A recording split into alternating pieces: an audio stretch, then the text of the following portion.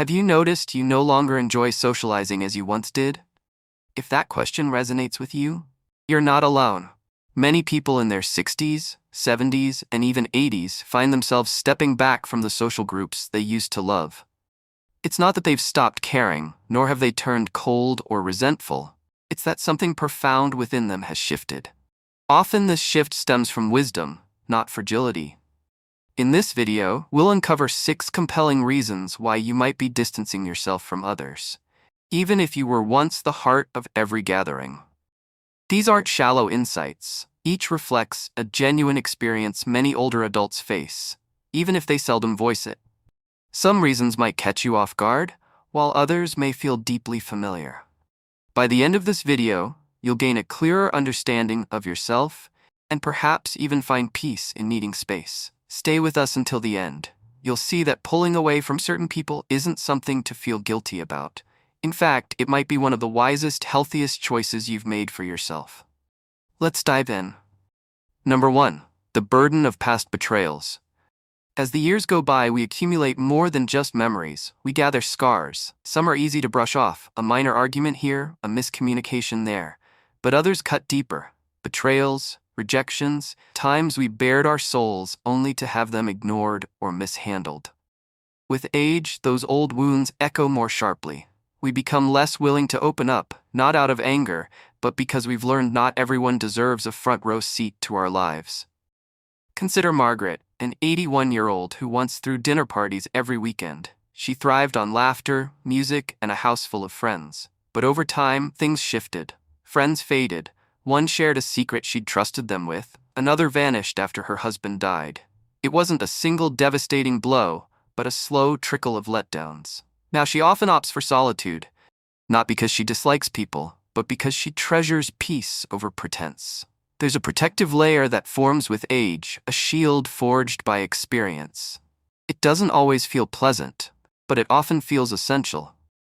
When you've lived long enough to witness how swiftly people can shift or abandon you, you begin to guard your time, heart, and trust. It's not about being distant, it's about being cautious. Older adults have often loved deeply, given freely, and been let down unexpectedly. This repeated pattern teaches you to pause, to assess, to retreat when something feels unsafe or insincere. You start noticing not what people say, but how they leave you feeling after they're gone. Psychologists term this relational fatigue, when the effort of connecting outweighs the joy. It's especially common among those who've endured emotional hardships. There's no shame in this. It means you've lived, you've seen the spectrum of human behavior, good and bad. When you choose distance now, it's not bitterness, it's wisdom. It's understanding that, at this stage, your heart is sacred, and not everyone deserves its access. Number 2. A longing for peace over idle chatter. In your younger days, you might have endured empty conversations, small talk, gossip, or noise for the sake of filling silence. But as you age, that patience wears thin. It's not that you're antisocial, it's that you've come to value the richness of peace. Silence no longer feels hollow, it feels restorative. Once you discover that inner calm, it's hard to trade it for superficial company. Take Walter, a 76-year-old former salesman who was once the king of charm, able to chat with anyone. Now, he skips events that demand constant mingling and avoids large family gatherings unless he's truly in the mood. When asked why, he says, "I'm done talking just to talk." He's not seeking isolation, he's seeking meaning, honesty, and quiet moments that don't demand a performance. As we age, our emotional energy becomes more valuable. The need to impress fades, as does the drive to prove ourselves. What emerges instead is a craving for authenticity. We seek interactions that feel genuine, not staged. If that's not available, many prefer staying home with a book and tea over filling a room with chatter that leaves them feeling more isolated than before. This isn't about being aloof. It's about being discerning. There's honor in choosing your environment and the people in it. You've earned the right to conserve your energy, to prioritize peace, to decline invitations without guilt. That's not avoidance, it's maturity. The more we embrace this discernment, the more we see that life doesn't need a crowd to be full. Sometimes, a single meaningful exchange, or even a quiet night alone, outshines hours of forced socializing. So if you've been stepping back, skipping the chatter, avoiding noisy events, know this: you're not growing cold, you're growing clear. Clear about what uplifts you, clear about what depletes you. That clarity is one of aging's greatest blessings. If you're still watching and finding this helpful, please comment number 2 below to let me know you're here. If you haven't subscribed, I suggest you do and hit the bell so you don't miss updates. Your support keeps us creating content to inform and inspire. Let's move on. Number 3, the sense that people no longer understand you. There comes a point when you look around and see the world has changed, and so have you. The language is different, values have shifted, the pace of everything. Conversations, expectations, relationships feels almost overwhelming. Amid this change, you might feel unseen, unheard, or simply out of sync. Not because you've erred, but because others no longer make the effort to grasp your perspective. Consider Evelyn, a 79-year-old retired teacher who loved sharing stories with her younger family. Tales of raising 5 kids, running a household, working full-time, and volunteering. But now she says they rarely ask questions. When she speaks, they nod politely, eyes on their phones. It's not intentional cruelty, it's a disconnect. Over time, that gap feels like a chasm. This is one of the subtler reasons people withdraw. It's not that they don't care. It's that being in spaces where you're not truly heard becomes draining. Slowly, you choose your own company, not because it's better, but because it's safer. You know the depth of your experiences, the wisdom you hold, but when others overlook it, you stop sharing. This loneliness isn't about solitude, it's about being misunderstood. You might be surrounded by people yet feel invisible. You share a thought, they change the topic. You voice a worry, they call you dramatic. After enough of these moments, silence feels easier. Psychologists call this emotional invalidation when your feelings are subtly dismissed. It's more common among older adults than we discuss, not through overt rejection, but through small, cumulative slights. Yet, here's the truth. Your thoughts still matter. Your voice still carries weight. Others' failure to listen doesn't diminish your worth. It means you've outgrown certain exchanges. That's okay. Sometimes the answer isn't forcing your way into their world. It's finding spaces where you don't need to justify yourself, where your presence is enough, where someone truly listens, not just waits to speak. When those spaces are rare, it's natural to retreat, to protect your energy, to find solace in your own company. There, you're fully seen by yourself. That's nothing to be ashamed of. Number 4, the fear of being a burden. As we age, a quiet fear takes root, not of sickness or death, but of becoming a burden to those we love. It's a fear hard to articulate yet impossible to ignore. You don't want to disrupt someone's busy day or ask for help, even when you need it, so you stay quiet, stay home, stay distant. This isn't about pride. It's about love, dignity, and not wanting your presence to feel like a chore. You decline invitations, not because you don't want to go, but because you don't want someone to feel obliged to drive you. You hesitate to share concerns, not from distrust, but to avoid weighing others down. Slowly, your world shrinks. Take George, an 84-year-old widower who used to spend weekends with his daughter's family. As his mobility waned, he started refusing their invites. When asked why, he said, "I don't want them rearranging their lives for me. They've got kids, jobs. I'll just slow them down." Though his family never made him feel unwelcome, the fear of being a problem outweighed his desire to connect. It's a paradox many older adults face. The more you need others, the less you want to need them. The more you cherish relationships, the more you hesitate to reach out. You've spent a lifetime being strong, the caregiver, the pillar others relied on. Now asking for help feels foreign, even shameful. This fear stems from a human desire to be loved for joy, not duty. When you sense your presence might inconvenience others, you pull back, preferring solitude over feeling like a chore. But here's the truth. Those who love you want to be there for you. They may not always express it perfectly, but your worth isn't tied to your independence, it's in your presence. If they truly care, your needs aren't a burden, they're a privilege.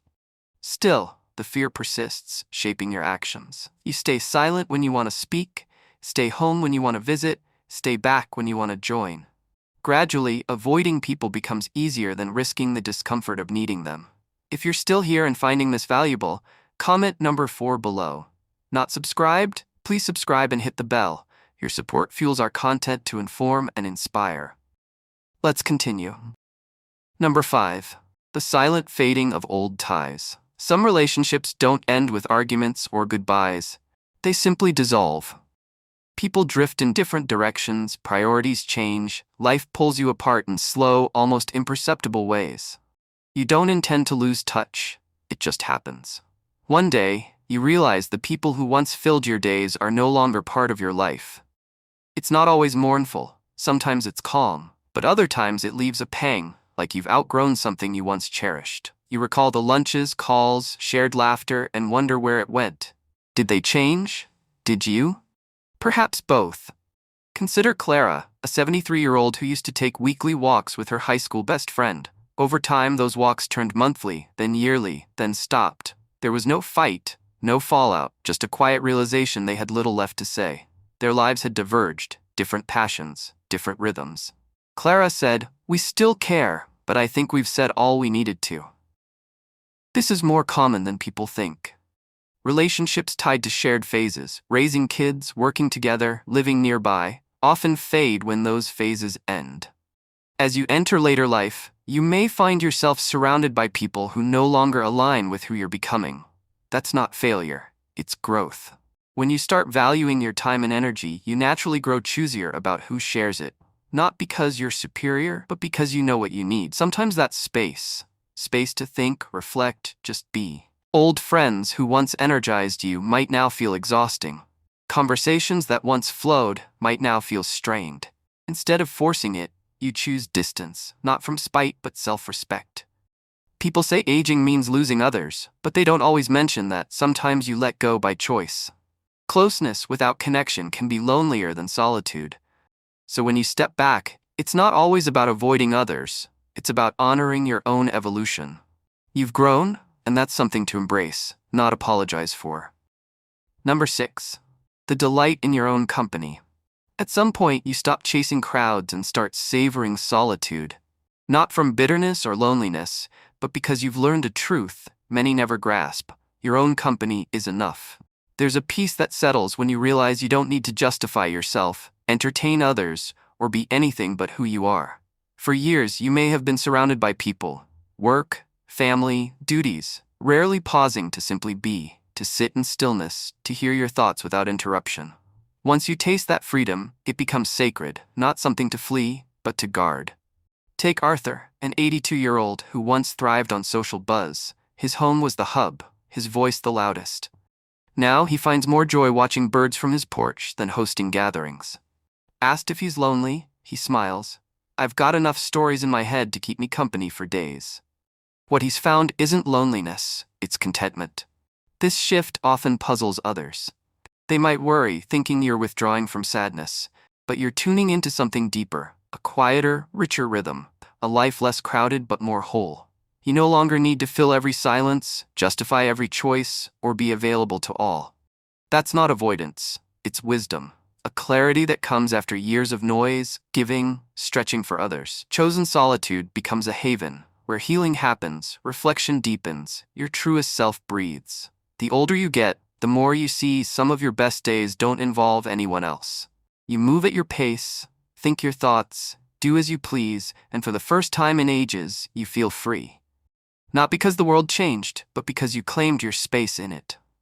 If you're still here and finding this insightful, comment number 6 below. Not subscribed? Please subscribe and hit the bell. Your support keeps us creating content to inform and inspire. Let's wrap up. Final thoughts. What resonated most today? Which of these 6 reasons felt like it mirrored your life? Maybe it was the silent fading of old ties, or perhaps the realization that your need for peace no longer requires justification. Whatever it was, I hope it affirmed a key truth. You're not broken, you're evolving. Stepping back from people doesn't mean you're bitter or antisocial. It might mean you're wiser. You've lived decades of experiences, earning the right to be selective, to protect your peace, to honor your rhythm, to find meaning not in others' noise but in your own quiet understanding. There's dignity in solitude, strength in boundaries, freedom in not needing to prove your worth through popularity or constant socializing. If you've been drifting from others, ask yourself why. You might find you're not seeking absence, you're seeking alignment. Let this video remind you, even in stillness, you're seen. In quiet, you're heard. In solitude, you're never truly alone. Countless others walk this path with grace, courage, and a deeper sense of what matters. Thank you for joining us today. We'd love your thoughts. Comment below with one thing you learned and how you'll apply it. Your insights matter to us. They inspire and motivate us. If you found this helpful, please like, subscribe, and share. Your support helps us keep creating content to inform and inspire. Thanks for watching. We'll see you in the next video.